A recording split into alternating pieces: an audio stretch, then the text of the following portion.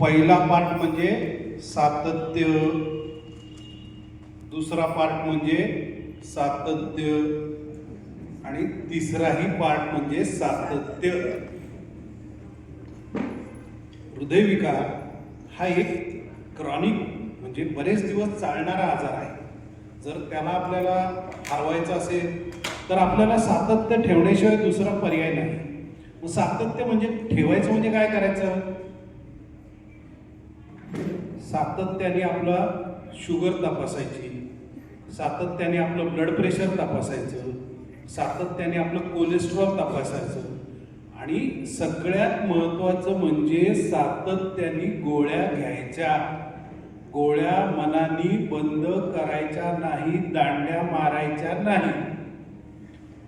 गोळ्या घेणं हा मला असं वाटतं ट्रीटमेंटमधला सगळ्यात अवघड पार्ट तोच आहे. म्हणजे कित्येक पेशंट सांगतात की एवढ्या गोळ्या दिल्या त्या कधी बंद होणार. आम्ही त्या पेशंटला काही ना काही सांगत राहतो, वय कमी झाल्यानंतर गोळ्या बंद करू, पांढरे केस काळे झाले की गोळ्या कमी करू वगैरे वगैरे.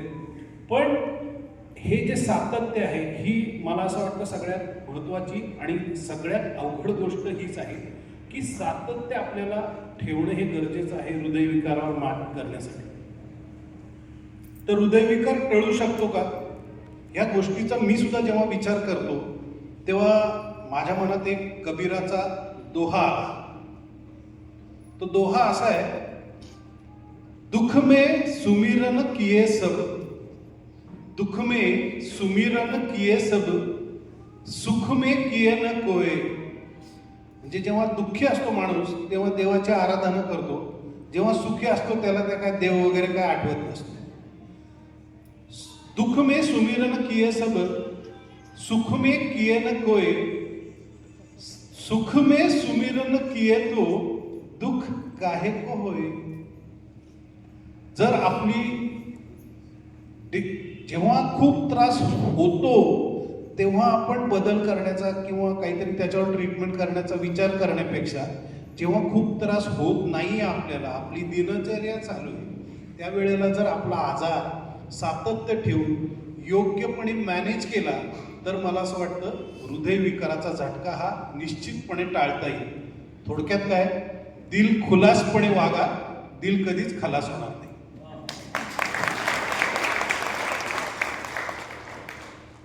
तर पेशंट आणि पेशंटची काळजी घेणारे दोन्ही आहेत समोर. पेशंटला तर फाईल बनते, डॉक्टर तपासतात, पण पेशंटची काळजी घेणाऱ्यांकडे बरेचदा लक्ष जात नाही आपल्या हेल्थकेअर सिस्टमचंच. तर त्यांच्याकडे लक्ष देता यावं म्हणून काही काही गोष्टी आम्ही पण काम करतो. आमच्या ह्याच्यातनं सपोर्ट ग्रुप्स असतात, म्हणजे स्वमदत गटासारखे अनेक आजारांसाठी प्रत्येक शहरामध्ये छोटे छोटे पेशंटच्या नातेवाईकांनी सुरू केलेले गट असतात. तर त्यांची मदत तर घ्यायची, शेअर्ड रिस्पॉन्सिबिलिटी म्हणजे जी जबाबदारी आहे पेशंटची आपण घेतलेली ती वाटून द्यायची आहे. तर असं नाही समजायचं की मीच सगळं करणार ह्या पेशंटसाठी, नाही. जर तुम्ही फ्लाईटमध्ये बसला असाल कधी तर तिकडचं एक ठरलेलं वाक्य आहे की जर इमर्जन्सी आली तर दुसऱ्याला ऑक्सिजन लावायच्या आधी स्वतःला लावा आणि मग त्यांना लावा. तर केअर घेणाऱ्या व्यक्तीने आधी स्वतःची पण काळजी घेतली पाहिजे. आमच्याकडे अशा अनेक कहाण्या आहेत की पेशंट सासूला घेऊन सून आली आणि तिसऱ्या व्हिजिटला अचानक मुलगा आला आणि त्याचे पूर्ण केसच नव्हते. म्हटलं काय झालं, तर म्हणाली नाही बायको गेली माझी. तर त्या केअर गिविंगमध्ये ती इतकी थकली, तर त्यामुळे केअर गिव्हर बर्नआउट म्हणतात त्याला. त्यामुळे पेशंटनी पण भान ठेवायचं आहे आणि केअर गिव्हरनी स्वतः काळजीवाहक व्यक्ती जी आहे त्यांनी भान ठेवायचं की मी माझी काळजी घेते की नाही, मी माझी काळजी घेतोय की नाही. कधी कधी पुरुष पण असतात अनेकदा केअर गिव्हर्स. आणि केअर गिविंग हे अतिशय एक्झॉस्टिंग काम आहे, दमवणारं काम आहे, थँकलेस काम आहे. कोणी तुम्हाला मेडल देणार नसतं की हे पहा वर्षभर काळजी घेतली. तर त्यामुळे तिथे स्वतःची काळजी घेणं महत्त्वाचं आहे. कामं वाटून देणं, शेअर रिस्पॉन्सिबिलिटी, तू हे बघत जा ह्यांचं, तू ते बघत जा ह्यांचं, हे केलं पाहिजे. मदत ही मागितली पाहिजे की मला जमत नाही आता आणि माझ्याकडनं चुका नको व्हायला. आणि प्रॉब्लेम फोकस्ड कोपिंग आपण म्हणत होतो. तर त्यामुळे मदत ही मागायची आहे आणि त्यामुळे तरच तुमचं केअर गिविंग पण परिपूर्ण होणार आहे.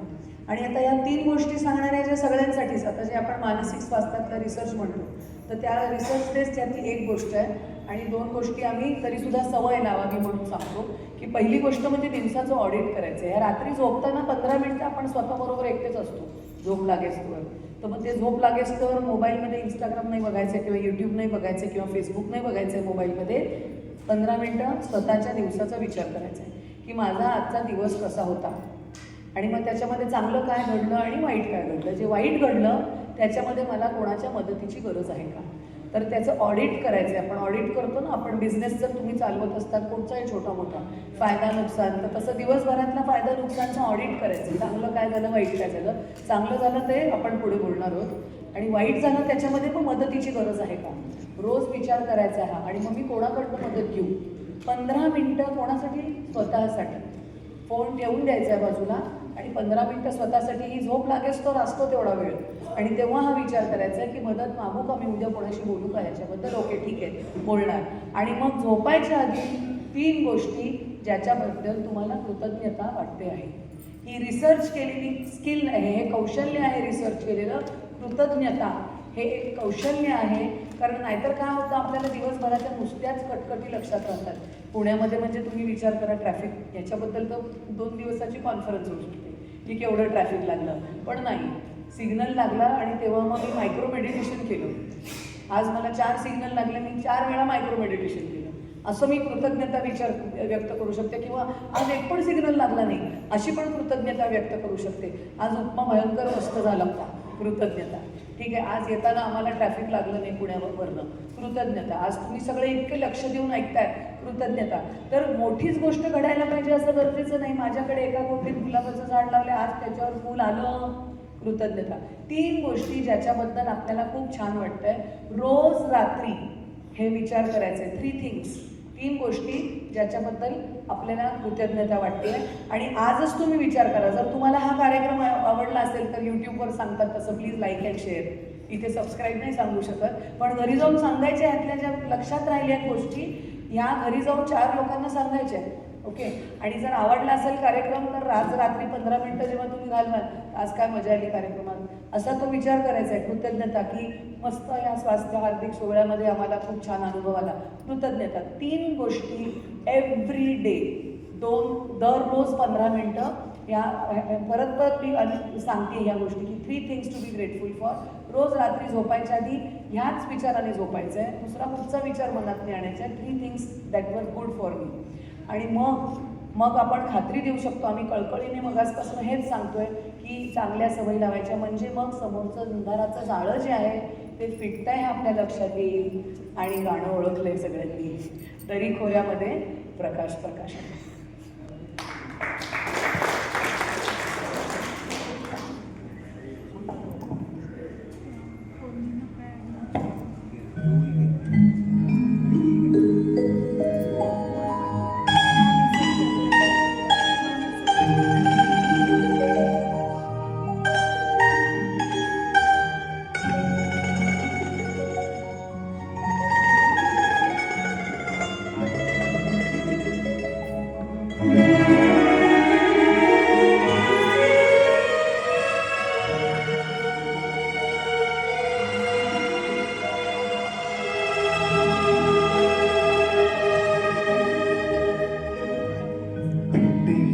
अंधाराचे जाळे झाले मोकळे आकाश.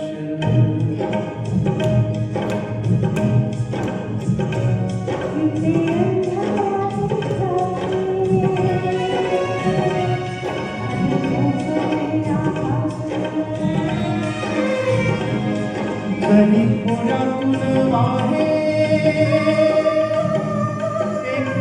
प्रकाश प्रकाश. अंधाराचे जाळे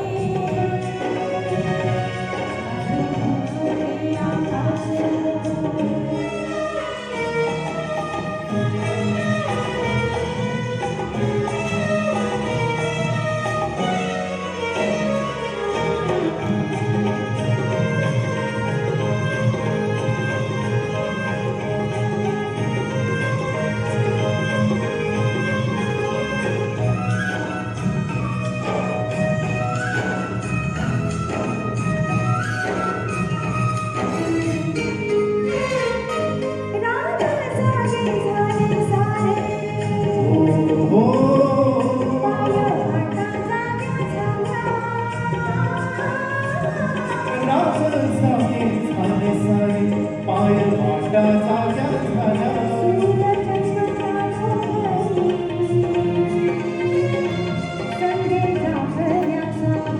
हो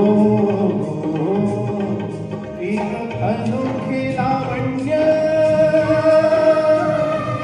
आले भरास भरास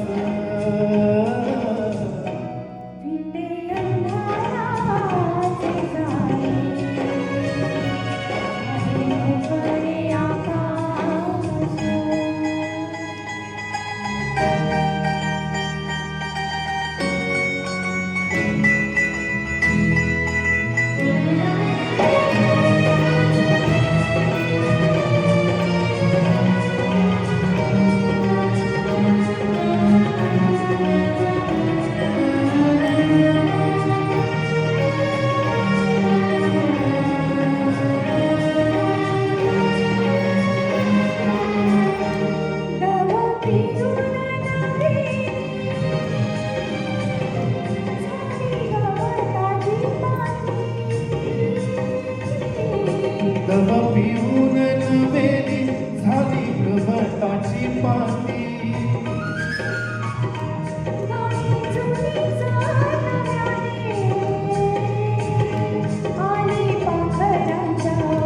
हो क्षणापूर्वीचे पालटे जग उदास उदास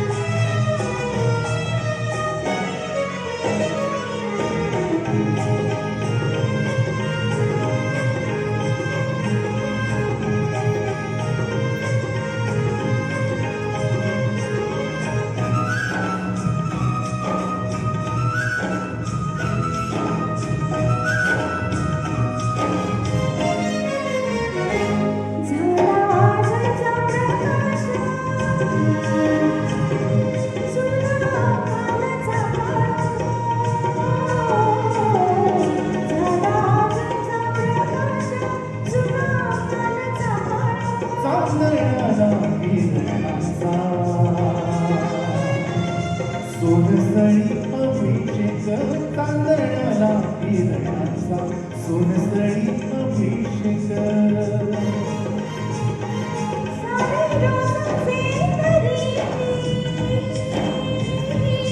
सारे रोजचे तरी नवा सुवास सुवास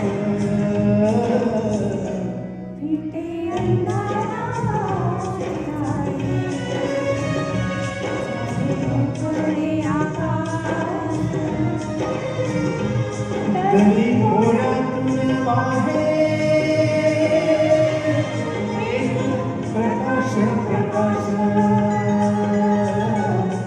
ते अंधाराचे जाळे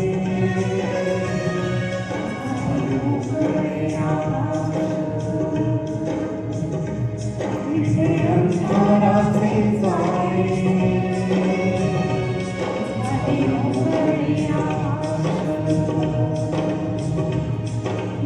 अंधाराचे जाळे झाले मोकळे आकाश.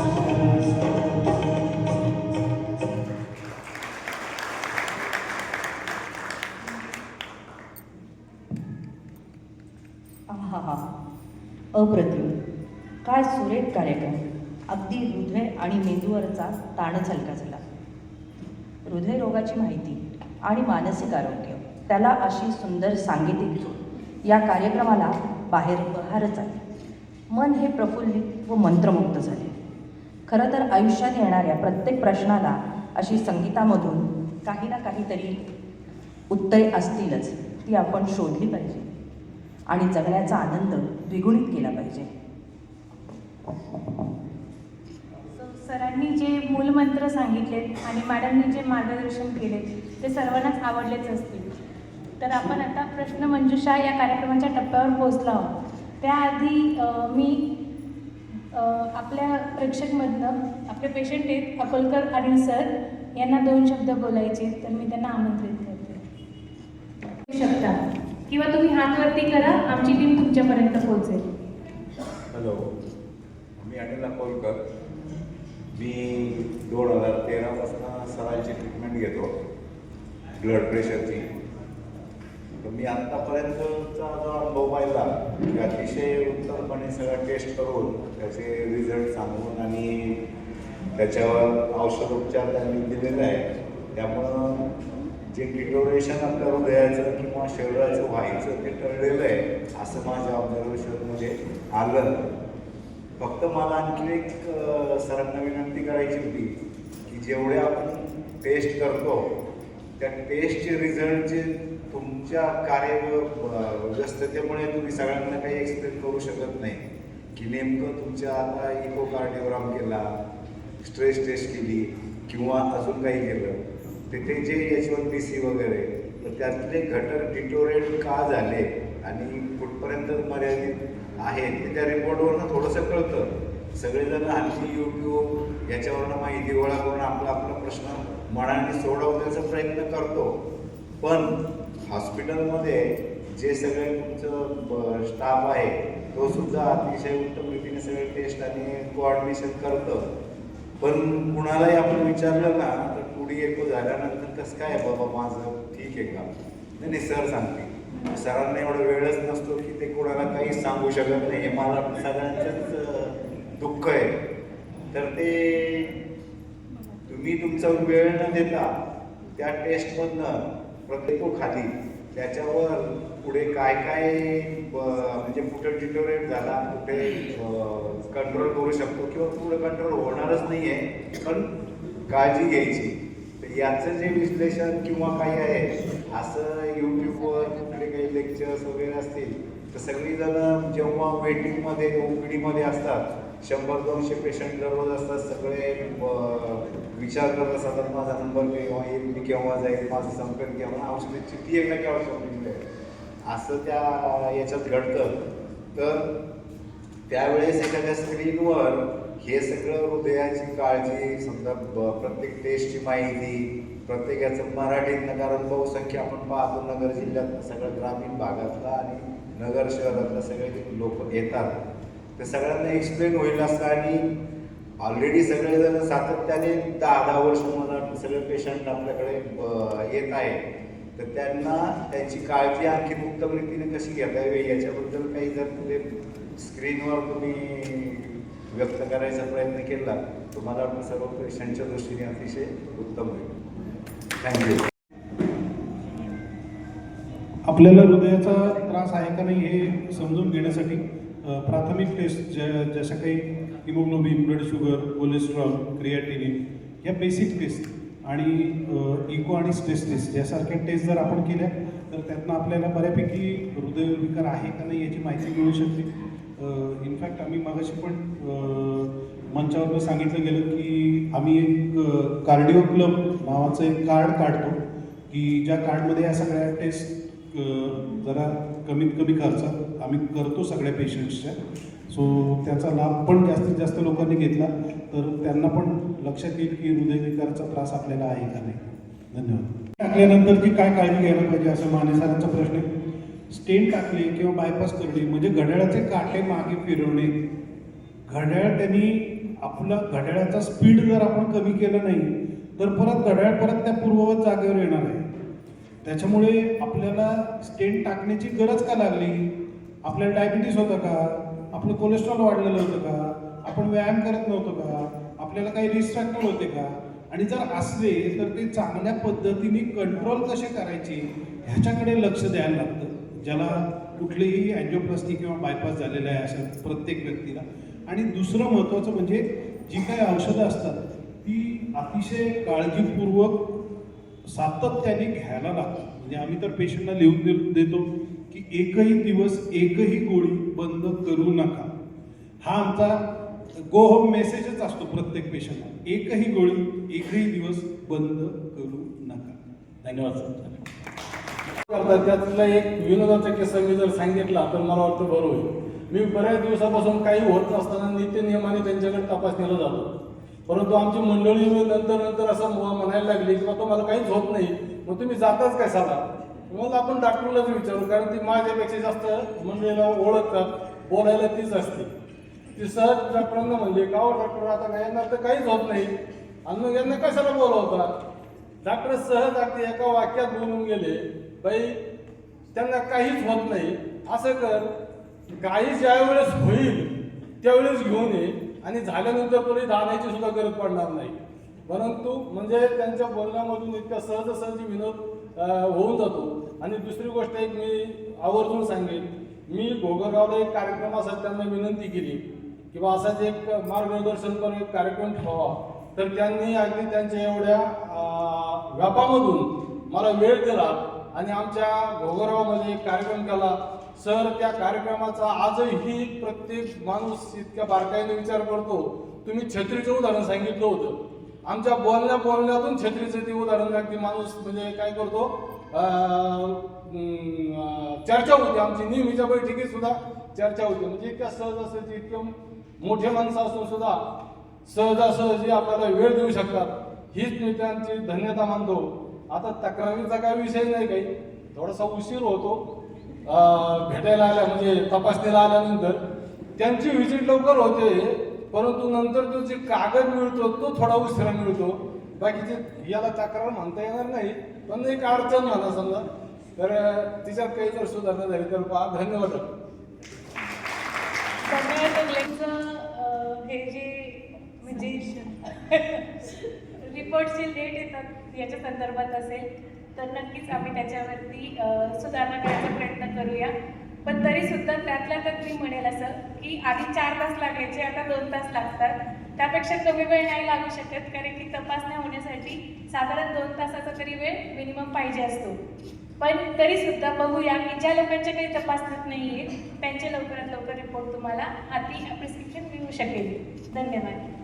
असा आपला आयोजित केलेला कार्यक्रम अतिशय प्रेरणादायी आणि माहितीपूर्ण होता.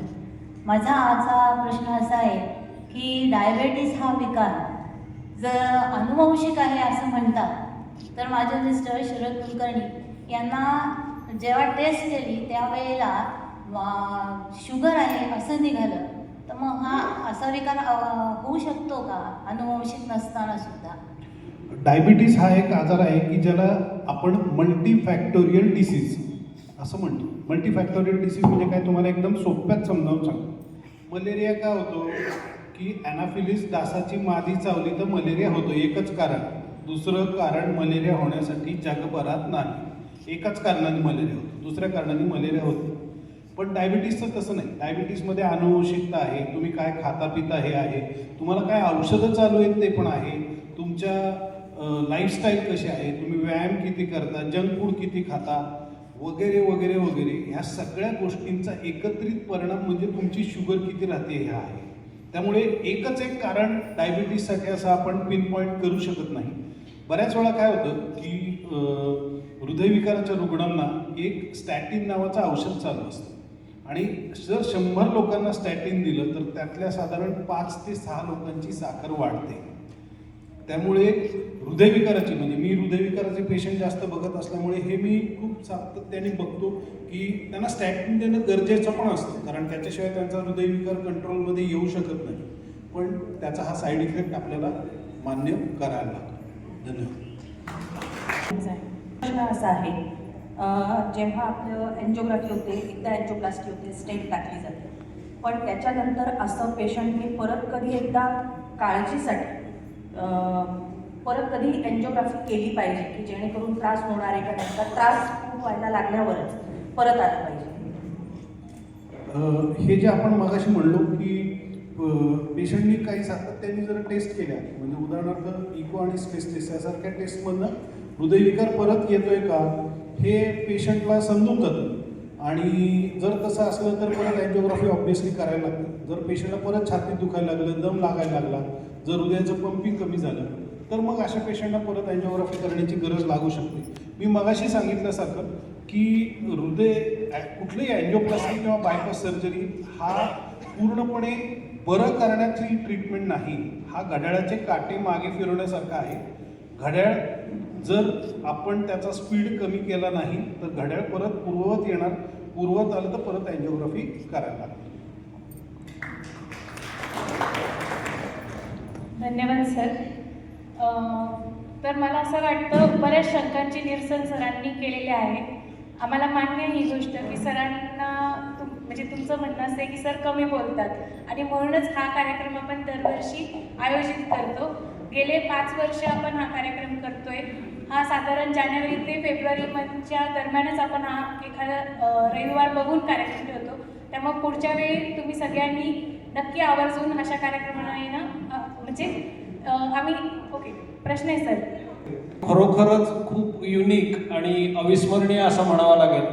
कारण नुसते समजा म्हणजे वैचारिक डोस समजा दिले असते तर एवढ्या वेळ कोणी बसला असतं असं मला वाटलं नाही.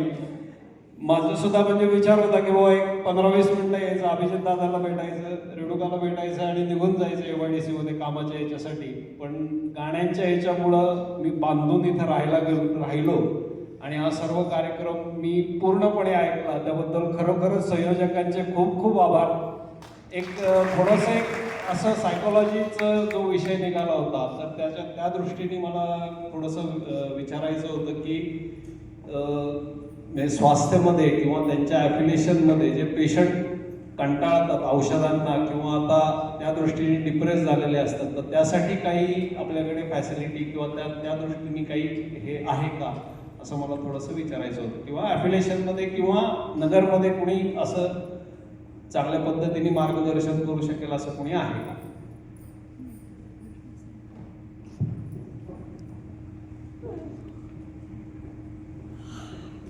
डिप्रेशन हा एक खूप कॉमन प्रकार हा क्रॉनिक आजारांमध्ये दिसतो.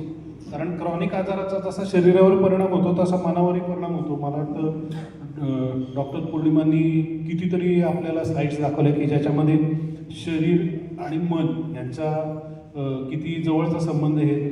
त्यामुळे असे नगरमध्ये पण सर्व्हिसेस उपलब्ध आहेत.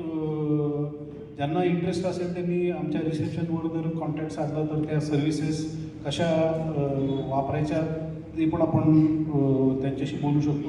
ऑनलाईनसुद्धा बऱ्याच वेळा काय होतं की लोकांना मला मानसिक स्वास्थ्य माझं चांगलं नाही असं बऱ्याच वेळा कबूल करणं हेच खूप अडचणीचं वाटतं.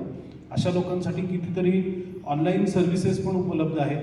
सो आमच्या रिसेप्शनशी बोलून तसं आपण मटेरियलाइज करू शकतो. धन्यवाद. हा जो विषय आहे कॉम्प्लायन्स, आता मी न्यूरोलॉजिस्ट आहे आणि आम्ही तर एपिलेप्सीमध्ये मिरगीला ट्रीट करतो. त्याच्यामध्ये गोळी चुकली की फिटच डायरेक्ट. त्यामुळे कॉम्प्लायन्स हा इश्यू पण ते अदृश्य व्यंग असलं तरी मधून आवाज करतो. BP आणि डायबिटीज हे सायलेंट किलर्स म्हणतात. तर तिथे त्रास होत असतो, शरीरातून पोखरलं जात असतं, कळत नाही. तर कॉम्प्लायन्स हा आणि त्याच्यासाठी असं फोकस काउन्सिलिंग असं असण्यापेक्षा समाजातच ती समज आली पाहिजे. म्हणजे आम्ही हे कार्यक्रम जे करतो संगीताद्वारे ते ही समज वाढवण्यासाठी, समाज प्रबोधन करण्यासाठीच आहे की हेल्थ रिलेटेड प्रबोधन, की लोकांना हे कळलं पाहिजे. म्हणजे प्रॉब्लेम फोकस कोपिंग जे मी मगाशी म्हटलं त्याच्यामध्ये कॉम्प्लायन्स हा मेन मुद्दा आहे. आणि मी पेशंट्सना माझ्या सांगते की ताट बदललं होतं जे पंचपक्वान्न त्याच्यामधलं मग ते मीठ आणि लोणचं गेलं आहे आणि त्याच्याऐवजी 2 टॅबलेट आले. तर ताटाचं it is a part of what we are consuming. ही जेव्हा समज पेशंटला येईल की ह्या गोळ्या म्हणजे काहीतरी वेगळं मला घ्यावं लागतंय असं नाही, म्हणजे त्याची गरज असणं तुमच्या शरीराला हे समजणं महत्त्वाचं आहे. आणि मग ते डॉक्टर जोपर्यंत सांगत नाहीत, आता ती एखादी गोळी मला टमाट्यात सापडली असते की ह्या टमाट्यात हे ॲम्लोडेपिन आहे बरं का, रोज हा टमाटा खा, पण तसं नाही आहे ना. त्यापेक्षा गोळी घेणं सोपं. तर ही समज वाढली पाहिजे समाजाची आणि ती आपसात चर्चा करूनच वाढेल. याला काउन्सिलर नको आहे, कारण हे खूप सगळ्यांसाठी गरजेचं आहे असं माझं मत आहे. म्हणून प्रबोधन. धन्यवाद मॅडम. सो बेसिकली काय आहे, शेवटचा मूल मंत्र की मनाच्या समस्या या हृदयापासून सोडवा. आणि एकच मिनटं आवडवा काकू, एकच मिनटं. देन व्यायाम करा, सकस आणि चोफेर आहार घ्या आणि दिलखुलासपणे राहा, म्हणजे तुमचं दिल खलास होणार. हे सरांचे शब्द परत एकदा सांगते सो आता पुष्पा पण काकू आहेत, त्यांना सरांचा सत्कार करायचा, त्यांना मी स्टेजवर आमंत्रित करते. बरं थांबा काकू, सरच येतात.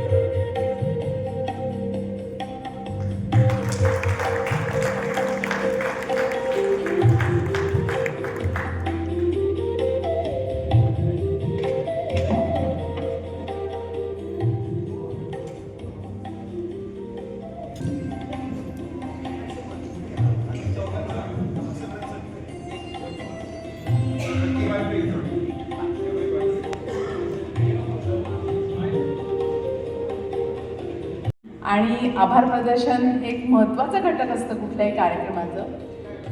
हृदय आणि मन जोडण्यासाठी अनंत कालापासून आपण संगीत ऐकत आहोत, पण आरोग्याबद्दल अशी सांगीतिक प्रबोधन आणि हा आगळावेगळा प्रयोग हा खरं तर डॉक्टर पौर्णिमा गौरी मॅडम यांनी सुचवला. असे कार्यक्रम त्या एपिलेप्सीसाठी, न्यूरो रिहॅबिलिटेशनसाठी सुद्धा पुण्यात घेत असतात. मार्गदर्शन किंवा प्रबोधन हे म्हटलं की फार वृक्ष विषय होतो, पण गाण्यांनी त्याला नक्कीच ओलावा येतो. आणि गाण्यांमुळे आपल्याला जे काही आपल्याला प्रबोधन केलेलं असतं तर त्याच्याबद्दल विचार करायला एक 5 मिनटंमध्ये मिळतात. आणि मला वाटतं तेच ह्या प्रोग्रामचं सगळ्यात महत्त्वाचं घटक ठरलं. तर मी डॉक्टर पौर्णिमा गौरी मॅडम आणि त्यांचं निश फाउंडेशन ह्याचं खरंच कौतुक करेन की असा एक आगळा वेगळा प्रयोग आणि नगरमध्ये हा प्रथमच झालेला कार्यक्रम आहे. तर त्यांचा मी आभार पौर्णिमा मॅडमचा खरंच फार फार आभार मानते की त्यांनी स्वास्थ्य हॉस्पिटलसाठी हा कार्यक्रम करायचा ठरवला. त्याचबरोबर आपल्याला जे मिळालेले गायक निखिल महामुनी सर, हे त्यांचं मी मगाशी सांगितलंच, त्यांची गाण्याची कार्यक्रम फार मोठी आहे आणि त्यांनी आपल्यासाठी या कार्यक्रमाला येण्याचं कबूल केलं. तेव्हाच मी म्हटलं की खरंच हा कार्यक्रम एक वेगळ्या दर्जाचाच होणार आहे. तर महामुनी सर खरंच फार फार धन्यवाद.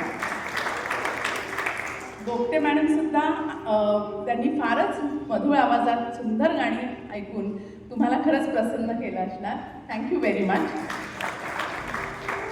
या दोघांना नगरला येण्यासाठी त्यांची नाळ नगरशी जुळलेली आहे आणि त्याच्यामुळेच त्यांनी अट्रॅक्ट झालं. तर फार फार आभार दोघांचे. त्याचबरोबर पाठक सर तर आपलेच आहेत, सो त्यांचे काही आभार नाही. हा प्रोग्राम त्यांचा आहे त्याच्यामुळे त्यांचे काही आभार नाही मानत. आपल्यापर्यंत आज साऊंड पोचवल्याबद्दल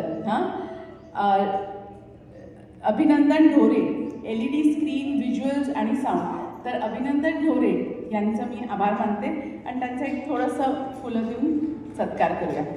अभिनंदन स्टेजवर या.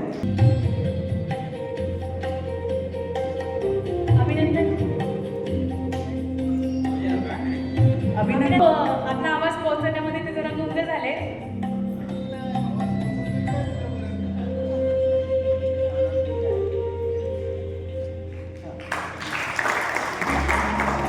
स्टेज डेकोरेशन छान केल्याबद्दल पंडितराव खरपुडे सर यांचे खूप धन्यवाद. ते असले तर त्यांचा सुद्धा आम्हाला सत्कार करायला आवडेल. नाही त्यांनी नाही. छान व्हिडिओ फोटोग्राफी, सोशल मीडिया हँडलिंगसाठी मनोज अरकल आणि वैभव यांचे मी आभार मानते. सो सत्कार तरी 2 मिनिटं.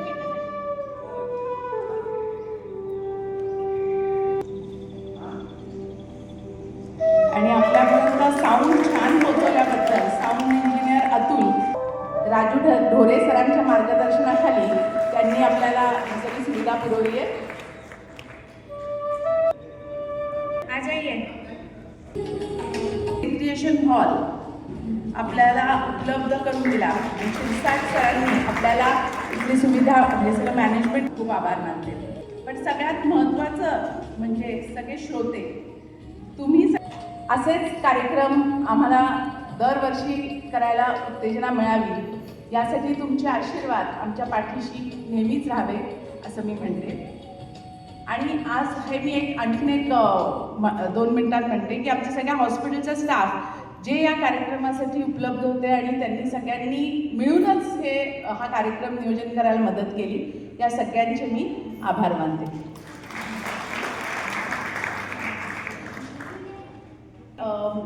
हे संयोजन करण्यामध्ये स्टेजचं सगळंच संयोजन करण्यामध्ये डॉक्टर सत्तार सय्यद हे सुद्धा आहेत. ते आहेत का इथे आता? त्यांना सुद्धा सत्कार करायचा. चलो त्यांचा सत्कार नाही होत पण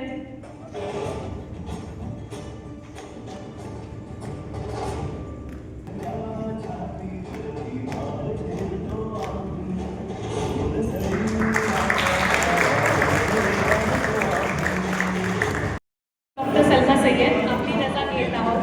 धन्यवाद. आपल्या सर्वांना आरोग्यदायी आयुष्याच्या खूप खूप शुभेच्छा. धन्यवाद.